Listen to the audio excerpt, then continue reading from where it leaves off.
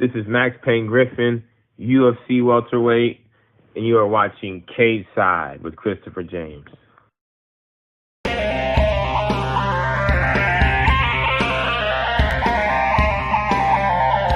What happens if you lose, Nick? Who the hell's Aquaman? I get Fruity Pebbles, Cocoa Pebbles, I get sausage biscuits. Maybe you guys will see a little footage of that later on because we got some good stuff. Philip the Deuces. There you go, baby.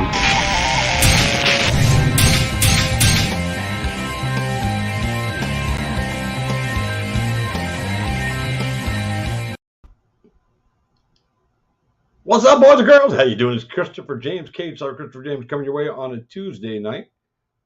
Oh, man, we got a party coming at you, baby. We got a party coming your way. We got one guest joining us tonight in about 5 minutes, Frank Tate, Big Frank Tate, a.k.a. Frank Mansion.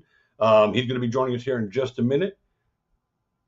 But, I just wanted to jump in a couple minutes early so I can, share this out to all the groups and say hello to everybody, and, get my party started, man. Good evening, everyone. Good evening, Michael. Good evening, Debbie. So I'm going to share this out to the group real quick. If you got any questions real quick, feel free to drop them on me right now. I was at Island Fights in Pensacola this past weekend, and it was awesome. I was the ring announcer for Island Fight 72. We had a great night. Good fight. We had a new Island Fights featherweight champion in Josh Mayo. He's awesome. I always have fun announcing that kid. He likes it when I get right up in his face and we just go face to face. There's a picture on my Facebook page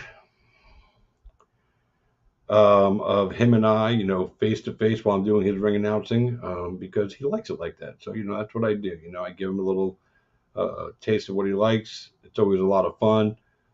And, that's what we do. We just party, try to make my fighters feel good.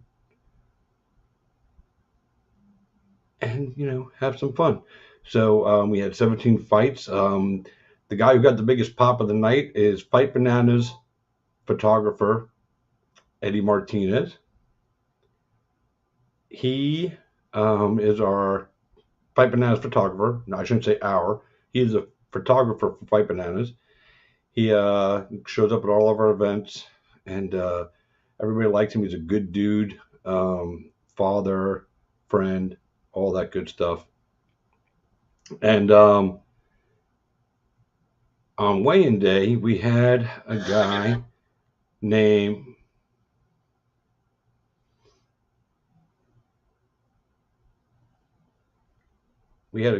Reed Clapper.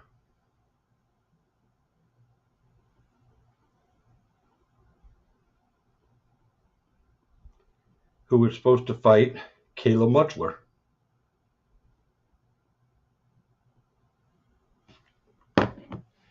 And Reed Clapper no-showed us on weigh-in day and on fight day. We were going to still let him fight on fight day if he showed up, but he didn't show up.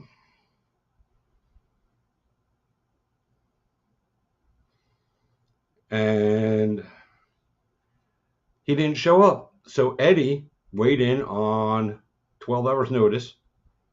No training camp, no training. I mean, the guy just, he always wanted to go in there and do a fight. He's got some Taekwondo background, when he was younger. So he wanted to do a fight, and he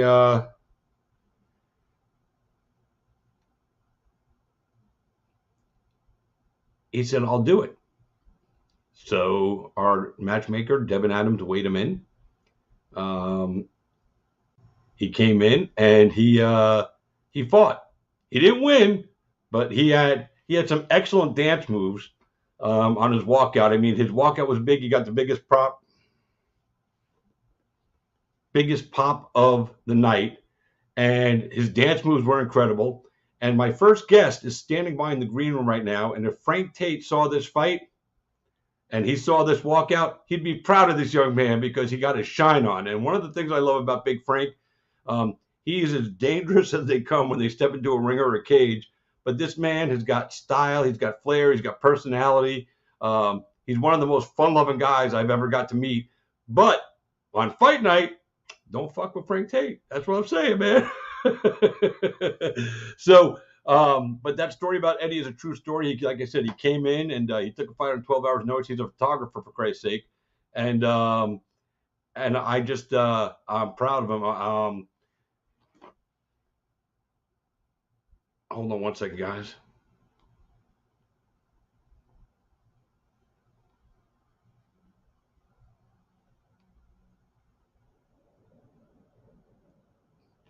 Anyway, but he's awesome. So hats off to Eddie Martinez. He got to live a dream. He got to get into a fight. He didn't win. He looked good on there right now. He had his moments, but that was it. So, and like I said, hats off to the kid taking a fight. And it was awesome. That's all I could say about it. But right now we're going to get to our first guest of the night. And I'm going to have Eddie on the show. He's going to do an interview with Fight Bananas first, because he works for Fight Bananas. So they get the exclusive first shot. But again, hats off to Eddie Martinez, because there's not a lot of people that have the balls to just step up with no experience, no fight camp, and step into a fight against a guy like Caleb Mutchler, who hits hard and everything. But I want to bring in my next guy who hits hard. He works hard. He's got all kinds of stuff going on in the world, and I'm just glad that he's taken some time to join us tonight. He's got a big fight coming up against Alan Belcher on June 11th. So we're going to bring him in right now. My man, the one and only Big Frank Tate. Big Frank, welcome up. What's up, baby? What's up, baby? What's going on? Oh, I'm just living my dream, baby. Just getting to talk to folks like you. So, before I even talk to you about your show, what do you think of I don't know how much of the story you just heard of what I was talking about. Our photographer from Fight Bananas stepped up on 12 hours notice with no fight camp, no fight training, and took a fight at Island Fights this past weekend because there was a kid on the show named Caleb Mutchler who needed a fight, and his opponent no-showed us. So what do you think of the balls on somebody with no fight experience or fight camp, a little bit of Taekwondo training when he was young, stepping in on a big stage like Island Fights and fighting? What do you think of that shit, man? Man, that guy got some huge balls. And I mean, oh, my God. Really? No fight? Yeah. No fight experience. None. This was his first, this was it, and he's like, he doesn't train, he's at Fusion Excel the training center in near Orlando where Mike Perry and Phil Rowe and a bunch of other, Jacare Sousa, they all train there. So he's there all the time watching, taking pictures and, doing videos, but he doesn't train. And he just said 12 hours ahead of time. He said, fuck it, I'll do it, man. I always wanted to fight, so fuck it. That's ballsy, right? Guys like that, they got hard. They don't make them like that. Yeah, he's 36 years old. He fought an 18 or 19-year-old kid. And the kid, I think the kid toyed around with him in the first round to let him get through round one as a way of saying, thank you for keeping me on the card. Yeah. Because in round two, the fight went a little different. Eddie lost, and Eddie took it all in stride. I wish I had the video of his walkout, because his walkout, I don't remember the song he came out to. He just commented. He said, thanks, Frank. He said, but he came dancing down the runway. I think part of the reason he gassed out a little bit because he spent too much time on the runway dancing his way down to the fucking ring. But you only get he might only get to do this once. So, but he knew how to put on a show. He entertained the crowd, and after the fight, the whole crowd, he got the biggest pop of the night. The crowd was screaming, Eddie, Eddie. I mean, he got down to My Boo by Ghost Town DJ. So he's coming out, at night, I think of you. And he was just popping and locking and moving and grooving. It was so fucking awesome. If you were sitting in the crowd, you would have high-fived this kid. You might have even carried him in on your shoulders because he's got that spirit. He's got that personality. He reminds me of your spirit and personality because you're always game for a fight. Although you train for fights, it's a little different there, but you're always game for a fight. You like to entertain the crowd. You like to have a good time. I see your videos, and everything, your Michael Jackson pictures of yourself as Michael Jackson. And I love it. I love you for being you. Who we got over there over your shoulder? That's the old Pete. That's the old Pete. It's tonight, baby. Oh, fuck it. Well, he's got his chains on. You got a cool hat on. I gotta get a hat. Hold on. I need a hat. I'm gonna go with my old school Kango right here. That's good. I- That's it.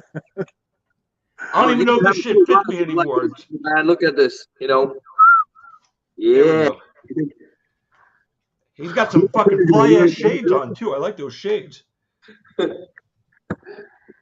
He's got disco balls around his neck. Frank's got his fucking cowboy hat on. I got my old school Kangol. All right, now we can do the show.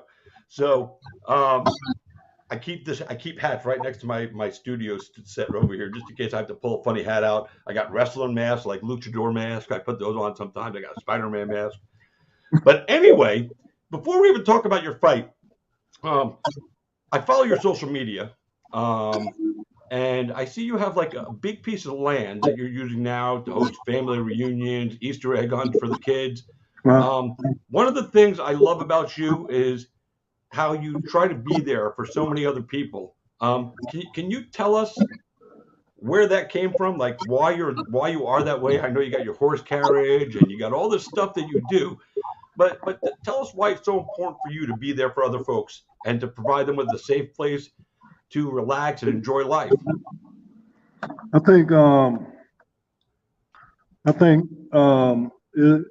this world is kind of twisted, and you don't have a lot of genuine people.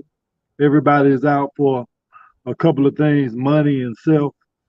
And I mean, a genuine smile helps out everybody day. So you don't know who you're helping out with a laugh or with a joke, or you don't know who's about to jump off a building and you just help them with a joke. I mean, it's just different. It hit home when you see a lot of stuff going wrong. So you make sure that you give them a spot to hang out and be themselves and just enjoy life. Oh yeah. Tell us about that big piece of land you got where you're hosting Easter egg hunts and family reunions and all kinds of stuff. Tell us about that spot because maybe somebody here needs it. Oh yeah, it's about close to 40-some acres. I pretty much put a lot of zip lines and stuff out there. It's just like for family event outdoors. We got enough stuff to do on the inside. We need something outdoors. So you got zip lines? I got zip lines, 4-wheelers, dirt bikes, dune buggies, horses, carriages. I got a lot of stuff going on out there. Do you zip line? Yeah. How high up are your zip lines? Because it's got to be pretty tall to take your ass on a zip line. They're probably about 30-some feet. And when you get on it, does it go? You're a big motherfucker. They shoot you across there, So any kind of event out there for any kind of like a family thing? So if somebody's family came to you and said they wanted to host a family reunion, they just, say, all right. And do you charge them a rental fee? Yeah. Do you charge them for all that stuff? Yeah, I pretty much charge them a rental fee. I give a lot of that stuff to charity, just me being me. I give I love smiles, but I can tell genuine smiles from the bullshit smiles. So Absolutely. So you got 40 acres out there, and that's your land. You own this land. Yeah. That's awesome, dude. That's awesome. That means you're doing the right thing with your money and making investments and making sure you're set up, man.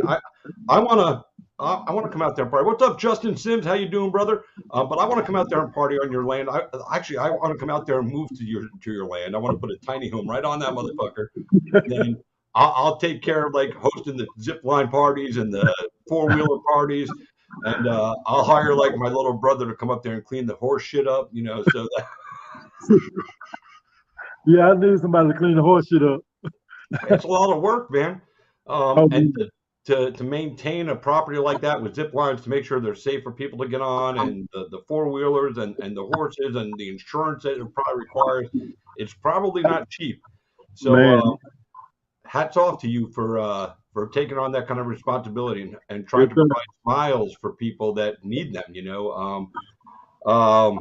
I might have to reach out to my friends at the Make-A-Wish Foundation and see if, maybe we can hook them up with you, because that would probably be a cool place for some Make-A-Wish kids to come have some good fun and relax and just, cut loose. my nephew's a Make-A-Wish kid, and a few years ago, Make-A-Wish took my brother, myself, my nephew who's sick, and my wife, took us to New Orleans for WrestleMania. And they do this all the time. It's not like, anything special just for our family. They had like 40 kids with us, but they do stuff like this. And so maybe I'll have to hook up with you and tell them, hey, listen, because I know a couple of people. I made some good connects. And I'm going to say, hey, listen, my man Frank's got this piece of land out there where the kids can come out there in four-wheel and go for horse and carriage rides and do some zip lining in a safe, friendly, family-friendly, fun environment. And, maybe we could hook something up with that, because that would be awesome. That would be a cool thing. I just did something like that for a kid. His only wish was like he wanted a horse, and I brought it up to the hospital for him. I mean, had cancer. You brought the horse to the hospital? Yeah. Like one of your horse and buggy carriage setups? No, I just brought the horse up there. Yeah. You're awesome, Frank. I love you. If I was there right now, I'd hug you.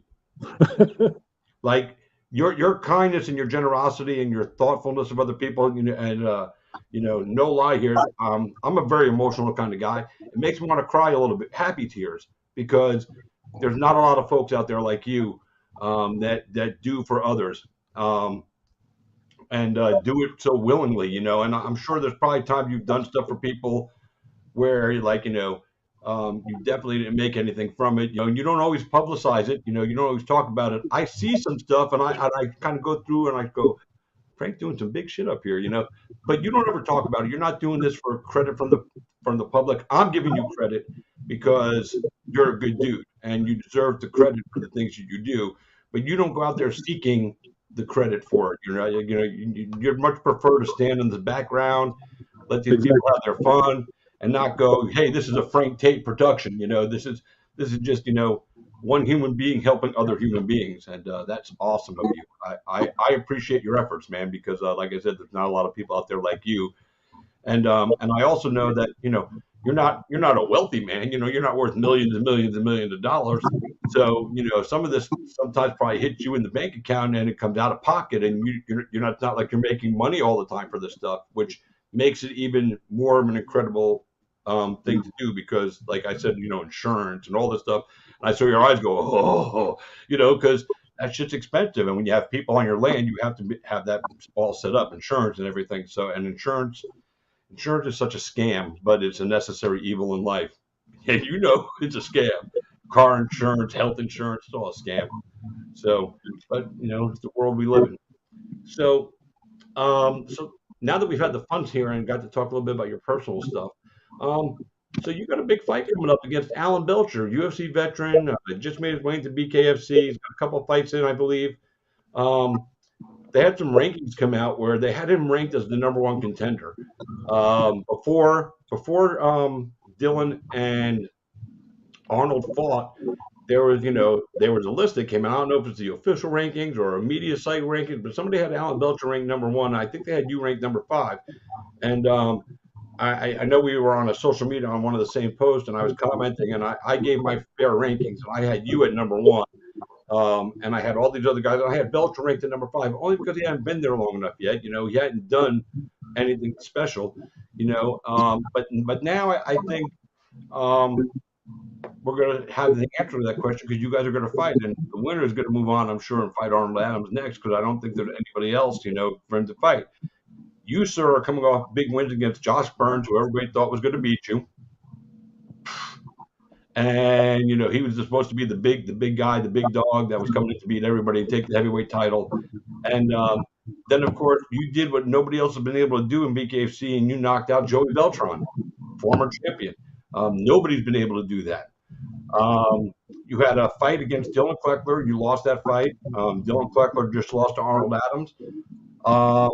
There's Mick Terrell, who, they're still talking about, but he's only had one fight at BKFC. I don't even know why they're talking about him as a possible title shot. But he hasn't done any of the work yet.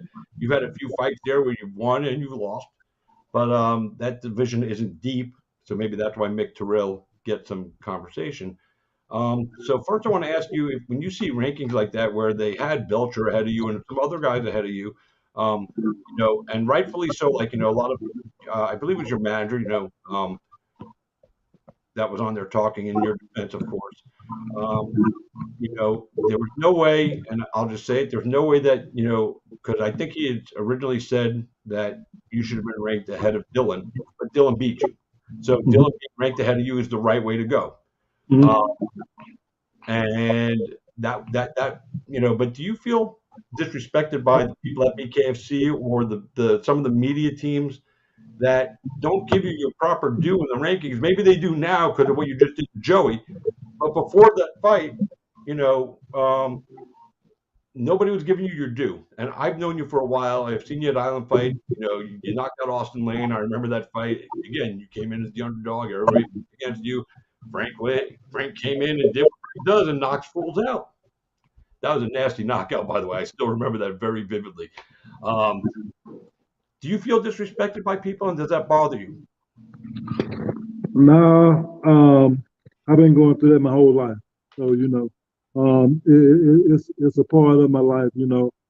They give me so much motivation, and I appreciate people like that. You need stuff like that. You need that negativity, and they don't know. They push you so far, and they help you. So you need stuff like that. So for you, you need that negative energy out there to push you onto the positive side of where you need to go. I mean, you need that negative energy to say what you can't do. Maybe if you didn't say I wouldn't do it, then I probably wouldn't. But when a person says, "Hey, you're not gonna be this, you're not gonna do this," hey, that give me more reason to show you. Right. So now that you've gone out and beat Joey Beltran, for me, there's nobody else that's the number one contender right now. Dylan just lost. So I know this fight was booked before that fight happened with Dylan and Adam, I believe, right? This fight was booked right before that fight happened with you and Alan. But if this fight wasn't booked, I would have put you in next against Arnold Adams. That's just me. I'm not saying that because I like you. I'm not saying that because the little bit of like friendly we are to each other. I'm saying that straight up as looking at who's there and what's available. And I think with the win over the former champ who defended the belt numerous times, I think that just, again, in a division that's not very stacked, I think you put yourself right in line. However, this fight with you and Alan was booked first. Are you excited about this matchup? Do you see any threat from Alan Belcher? I'm not going to ask you if the UFC thing bothers you, because the one thing I've learned about you over the years watching you fight is you wouldn't care if it was Francis Ngannou in there. You're going to go in there and fight like Big Frank does. You're not afraid of the big light or the big name. Nah, I don't care about stuff like that, man. Any fighter is capable of getting a good shot, so I just go in there and protect myself and do what I do. I'm not worried about Alan per se. I'm worried about what I don't do. If I do what I've been doing for years, I'm good. Do you see anybody right now that's ahead of you? I mean, obviously, I know that you believe that you're gonna beat Allen, and it's just gonna be another day at the office for Frank. But what do you see? And I don't like to ask fighters to look past a fight, so let's do it this way. Let's say you do what you say you're going to do and you win this fight against Alan Belcher. You're definitely going to be next for Arnold Adams. What do you see in the champion that you have to be aware of? Because when Dylan Kleckler knocked him down in that fight, I think that brought out the other side of Arnold that we haven't seen, and that was the fucking big, heavy-handed guy looking to take your head off. Because most of the time, Arnold likes to fucking work his way into the fight. If the knockout is presented, he'll go after it. But normally, he just goes out there and just breaks down his opponents. But he came out there and fucking. He got knocked down and he didn't like it. He got up and he reminded me of you. Just big power, here it came, and Dylan, lost that fight. So do you see anything in him that you have to be aware? I mean, and it's a dumb question, but we always ask in the media that you have to be extra aware of. Obviously, you want to be aware of his big hands and his big power, not stand there and just go, hey, hit me. I think Arnold is he's the champ for a reason. He's good. You know, everybody fights to their competition level. The more quality of the fighter, your opponent, and that's when you're gonna bring it. When Arnold hit that ground and he sat there for a second or two, and he was like, "This man really can't beat me," and he stuck with the basics. He went back with the basics. Yeah, and even his manager, I spoke to his manager a little bit, and he's always told me about Arnold's power. Arnold's a big heavyweight. I mean, he's not a small man, obviously, and all you guys that are heavyweight, you're all available, you're all eligible to knock somebody out with one punch. I mean, it doesn't matter. You guys have that much power. That's what makes you guys the most dangerous guys in the sport, because one punch is all it takes, and fucking lights out. Good night, sayonara, bye bye. That's it. It's all she wrote. But Arnold has really good footwork. He knows how to move in and out.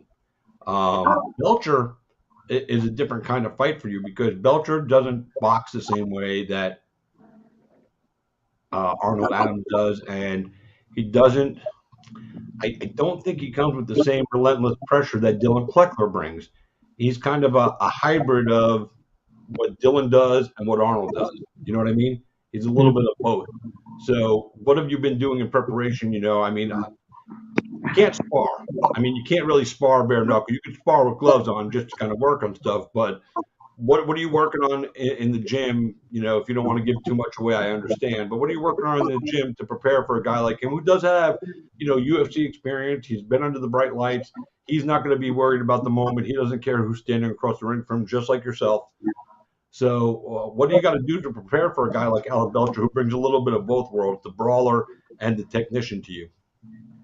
I mean, regardless of what they bring, once they get popped, they're gonna go back to what they used to. So I mean, have been working on nothing no different than what I've been working on. I know what to work on. I know what to work on. Like I said, I don't worry about what he bringing. I worry about what I'm bringing and what I'm not doing. I can't worry about him. Right. You know. So is the title shot, you've been in this game for quite some time, doing MMA, doing boxing, doing bare knuckle now.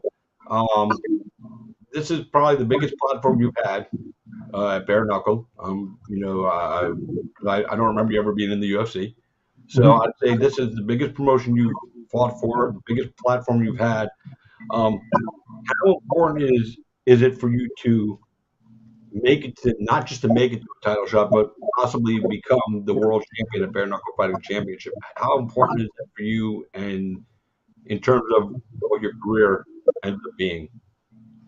Yeah, how important, man, it's like it's like it's just something I'm doing. I mean,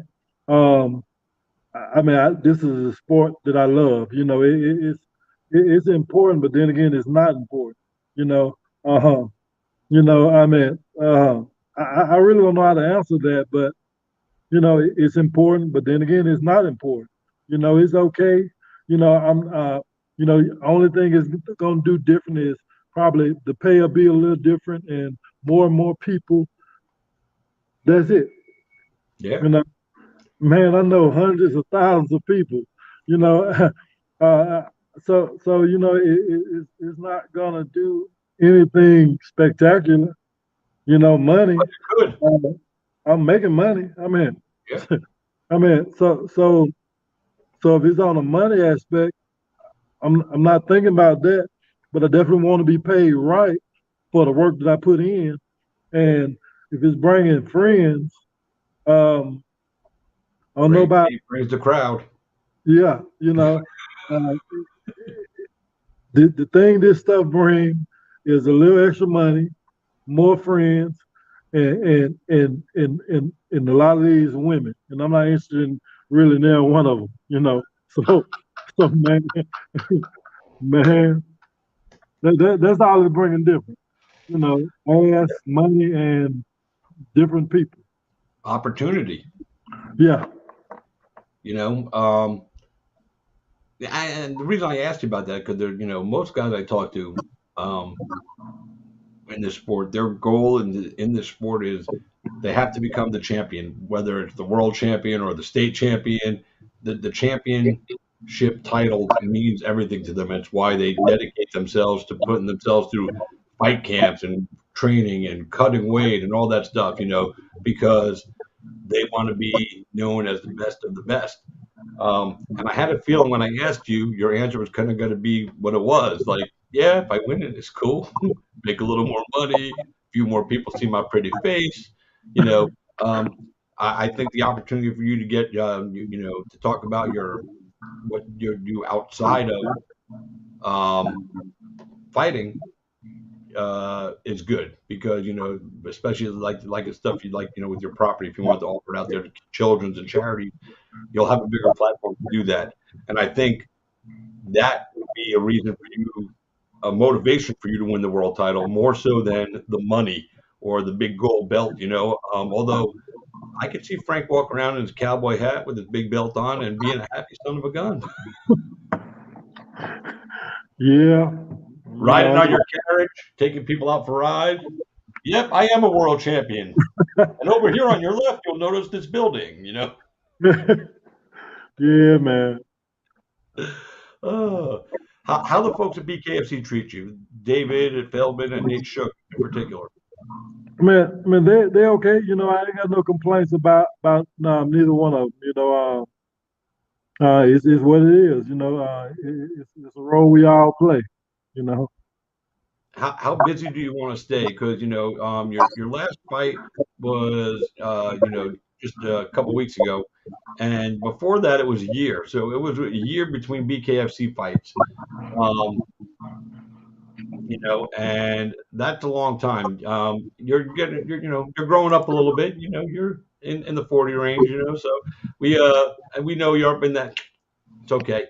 You're still knocking fools out. So you keep doing it. Doesn't matter how old you are, because they always say the power is the last thing to go. Exactly. So you can stick around for a while. But how active do you want to stay in this now? I mean, if I keep getting knockouts, hell, every 2 months, every month, it really don't matter as long as it's not a year, because it don't make sense. Hey. So what are you looking for? Like 3 fights a year? Would that be good for Frank? More so 5. I say 5 fights a year. Yeah. 5 fights a year. Wow. If you become the champion, I don't know if they have 5 fights for you. I think the champion had about 3 or something like that, I think. But I don't know. Again, as I sit here and I think about the heavyweight division, there are not a lot of guys out there for y'all to fight. I mean, so let's say you go on and you beat Allen, and then let's say you go on to the title fight and you beat Arnold. Who's out there for you to fight? Mick Terrell, Bobo, Mick Terrell, Dylan. Oh wait, hold on. Who the fuck just came? Who did they just sign? Ben Rothwell. Ben Rothwell, yeah. How the fuck did I even forget to ask about him? That fight right there, like Bobo wants that fight so bad. Bobo's like, let me be the guy to welcome him in. Let me be the guy to welcome him in. I'm sure everybody wants to fight Big Ben Rothwell. What about you? Is he somebody that excites you as a possible opponent down the road? I mean, no, I think Dylan excites me more than Ben Rothwell. You want Dylan again? Yeah. You want to avenge that loss? I mean, it ain't avenging the loss. Like I said, I think it was some bad shots in there, and definitely there was some bad shots. Is there bad blood in there with you and Dylan? I mean, if we was on the street or we was out somewhere, we'll be cordial or whatever. But in the ring, it's different. Yeah, absolutely. I just want to make sure that there's no or a Masvidal Kobe Covington thing where you see the dude on the street and you want to punch him in the face, So no, man. This right here organized. This right here is with referees. Ain't no killing, no shooting, none of that right there. Just say, in my opinion, hell, we can be friends, but we in the ring, I don't know you and I don't like you. That's how it go. And I'm gonna beat you up.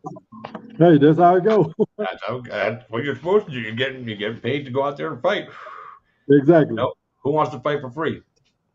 Hey, nobody I know. So, one of my viewers watching, his name is Forrest. He had a question. He wants to know if you could fight anyone, dead or alive, who would it be and why? I want to fight Kimbo. I just love the way Kimbo fight. I Yeah. love the way Kimbo fight. Yeah, Kimbo. Boy, if Kimbo was alive right now, he'd be a big star at Bare Knuckle. Hey, definitely. No doubt about it, man. And that'd be awesome. I like Kimbo. I met Kimbo, God, 2009. He was doing stuff working with the Tapout crew. The UFC was in Tampa, and I went over to. I was at work one night at my club, and the guys from the Tapout crew came into my club. Skyscrape, all of them, masked, the whole crew, right? But they weren't dressed up. But I knew who they were anyway, because I pay attention. So they came in. I introduced myself, blah blah blah. The next day, they're doing a whole autograph signing, and it's those guys, and they got Kimbo with them. So I go over there, I hang out with them. They give me a VIP treatment. Their handler says, "Give me my address. He's gonna send me a box of swag." Right? I was like, "Whatever on the swag, I didn't care." But dude, he sent me a huge box of swag, like fucking 10 fucking hoodies, t-shirts, shorts, fight shorts, everything. I gave them to all of my people at XFC that I was working with at the time. Like, take all this shit, you know. But I remember we were at the autograph signing, and it was in the mall, and Kimbo's handler comes up to me and goes, "Hey man, you know where I can get some weed for Kimbo?" I'm like, "Yep." And he goes, "Where?" I said, "My car." So we went back over to the XFC training center and we hung out back. We had a little spot back there with a couple of chairs and a little table where everybody would just sometimes relax after training. And we went back there and him and I were smoking out, fucking just talking. And I tell you, man, it was one of the coolest days ever because he was just such a chill fucking dude. And he was real. He was as real as Frank is. He's as real as you are, just he liked the money, but he wasn't doing all this crazy stuff for the money. It was just, he liked doing it. He started doing it in the backyards of Miami, and it wasn't just about money. I mean, he made money doing that stuff, but this was just about, him being himself and getting a bigger stage to just go out there and be himself, and go out there and show people what he does. And I thought it was cool. I think I'm a little bit better of a human being for having that one day of like a 3-hour conversation with that man because he was just that cool to talk to. Super, super nice, Yeah, it's a peace of mind, man. It's definitely if you got a lot of stuff going on and you don't really have a way out of a lot of things, just getting in the gym will give you that peace of mind, So that's my way out of everything. Yeah, it's awesome to be like that. And like I said, you're just dangerous in the ring, and outside of the ring, you're just a chill cat, man. Living your life, going through it day by day, like the rest of us. Don't want no special treatment, don't want no special recognition, even though you deserve some. There's few and far between, from Kimbo to Frank. Kimbo's the same kind of guy. Frank's the same kind of guy. Not a lot of you out there. Exactly. That's awesome. So, winning the heavyweight championship would definitely give more eyes to you, and you'd probably be able to get, more help for some other people out there by being up there, So who knows? But I'm glad that, it's not the whole driving force, being world champion, for the money and the fame and all the girls and the hoochie and all that shit, Most guys are like, I want to get the bling, I want to get the girl, I want to get the car. Frank's like, yeah, I'll just put up another zip line. Maybe this one will be like 50 feet up. We'll get a big boy zip line up there. Exactly. Maybe we'll add an extra 4-wheeler to the crew, maybe an extra horse, because those things are going to help other people have good days, you know. So, yeah. So maybe get a kangaroo out there, dude, and box him. Dude, that would be so cool if you had a boxing kangaroo that you put on exhibition fights with out on your property when people came out. Man, them kangaroos will beat you. Yeah, you know, it'd be good training, bro. Man, them kangaroos can fight for real. If you can, hey, if you can get through the round with a kangaroo, I think you can get through a round with anybody. No, I don't even want to do that. I don't want to do that. But didn't they used to do stuff like that, have boxing kangaroos in the circus back in the day and stuff like that? They do it in Australia. I went to Australia a few years back, and they do it in Australia, man. They're crazy. It's crazy as hell. How bad was it?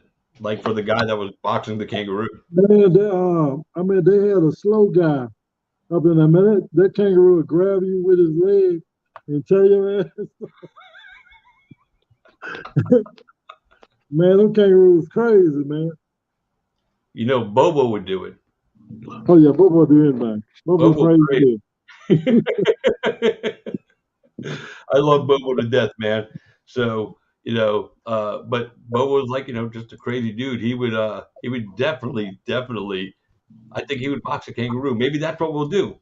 Bobo versus the Roo, and we'll do it on your farm. Yeah, Bobo versus the Roo. That's good. Bobo versus Roo. And, you know, there we go. Bobo, if you're watching, we want you to fight a kangaroo on Frank Tate's farm. Let's go, Bobo. Let's go, Bobo. Yes, he has for us. So, wait a minute. Maybe he hasn't. Frank, have I had you on my show before? You've been on the show, right? Nope. This is the first time? First time. Oh, my God. First time. Really? Son of a bitch. I thought I had you on once before. I've had so many people on, sometimes I forget. Never.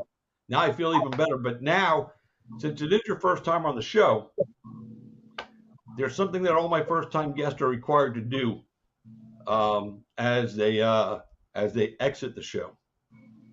And it's not your full exit, but it's like one of the last things I asked them to do. And I don't think I'm going to have a problem with getting you to do it because you're Big Frank, and you know you do anything except fucking fight a kangaroo, and I'm not going to ask you to fight a kangaroo. So, first-time guest on the show, and I've had 300 plus first-time guests on my show easily, and every one of them's done it. So you can't be the first one to say no, because that would just hurt.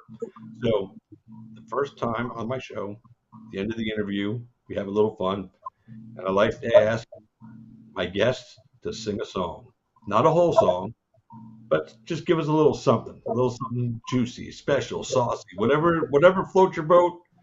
And I already know you're going to do it because I've seen you make some funny videos and doing stuff like that anyway. So hit me with something good, man, that the people are going to enjoy. Let me see.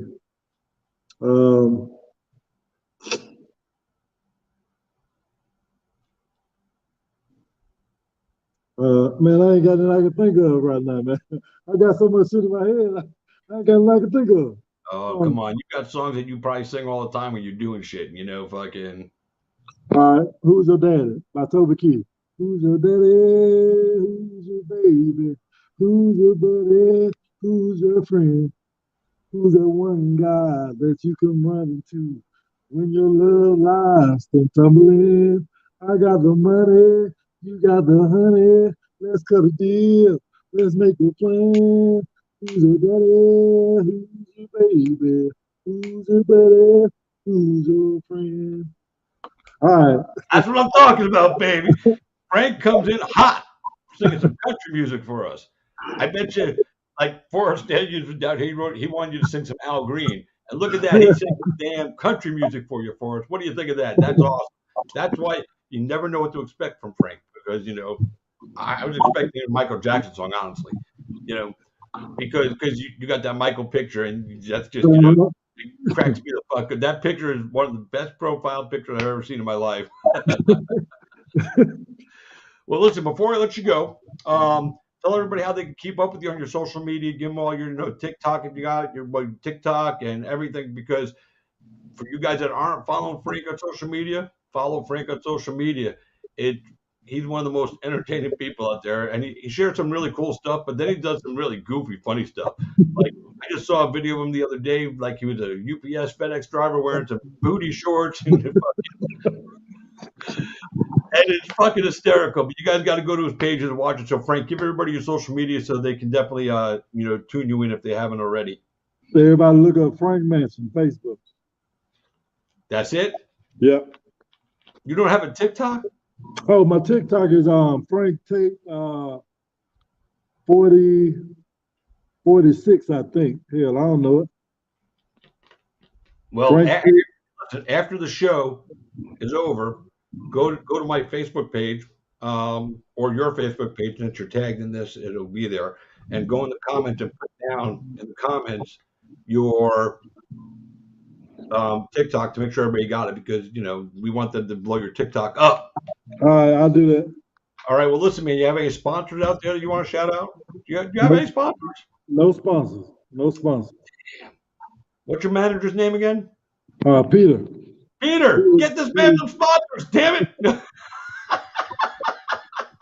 No sponsors. Never had a sponsor. We got to get you some sponsors, dude. Fuck, you need some sponsors. I swear. I know it's true. Pete, get them in some sponsors. He's about to, be fighting for, if everything goes the way Frank wants it to go, he's going to be fighting for that heavyweight title before the end of the year. So exactly. he needs sponsors now. I'm just busting balls, Pete. I know you go out there and you work hard for Frank all the time. I know you're 100% invested. So, but go get him some sponsors. Well, listen, Frank, man, anytime I've spoken with you, it's always been a pleasure. I can't believe that it's the first time you've only the first time you've been on the show. I swear to God, I thought I had you on before, but we're definitely gonna have you on again. Maybe we'll do a show where we're out on your farm and you can go zip lining live on my show. We can do that. We can do that. Frank Tate on a zip line. We'll have somebody stand down there and hold your phone up while you zip, or you can hold the zip phone in one hand and zip with the other. Exactly. Yeah, all like badass, like you're fucking Rambo. Well, listen, man, thank you for taking the time to join us tonight, man. I definitely appreciate the conversation and your just, humbleness, and just being you. So thanks for that. And you have a wonderful night, and we'll talk again soon. Good luck with your fight against Alan Belcher. Oh, wait, tell everybody about the fight with Alan Belcher, when it is, and if you have a code for them to buy it under you, give that out if you know it. June 11th. In Jackson, Mississippi, the Mississippi Convention Center Complex, June 11th. Just purchase them from Bare Knuckle, or you can purchase from Frank Tate and Bare Knuckle. Yeah, that's it. That's it. That's the way you do it. BKFC in Jackson, BKFC Jackson 2, I believe it's called, and it's going to be Alan Belcher and Frank Tate. Heavyweight championship bout, we should say, is on the line. I believe this is definitely a number one contenders fight. Winner is going to move on to fight the champ, and the man who doesn't win will just jump back in the division and try to work his way back up to a title fight. But it only takes two really to probably get right back up there. If you have two hellacious, beautiful knockouts, you're right back in the conversation. Because you don't have to go through 50 guys. Right now, there are only like 9 of you. So you can make it back quick. So, but you go enjoy the rest of your night, man. Thank you for taking the time, and thank you for doing what you do. Forget the fighting part of it. I love your fighting and all that stuff. That's entertainment. Thank you for all the other stuff you do for other people, dude, because that means more to me than whatever you do inside the ring. Yes, sir. Peace, brother. Peace out, man. All right. Bye. Boys and girls, that was Frank Tate. What a cool dude, man. I love that guy, man. I swear to God, I thought I had him on the show before. Shows how stupid I get and fucking I forget shit. But I'm glad he came on. He's got a big fight with Alan Belcher coming on. I'm going to try to get Alan Belcher on the beginning of the week because I couldn't get to him today. But I'd like to try to get him on Monday at fight week. I don't know if he'll be available or if he's going to want to do interviews. I spoke to him in Pensacola last week, and he was up there hanging out, cornering a fighter. Guy named Chase Harvey, big 6'8" heavyweight. Got himself a win at Island Fight 72 the other night. It was awesome. Anyway, boys and girls, that's Kate's off for Christopher James for this week. Thank you for tuning in, and thank you for being a part of my life today for just a little while, and allowing me to be a part of yours. It means the world to me. It's right here in my heart. But until next time, that's it. And boys and girls, you enjoy yourselves. Have a great day. I hope you all had a safe Memorial Day weekend. And we are out of here. So until next time, boys and girls, I am Christopher James. You've been Caveside. Good night, everybody.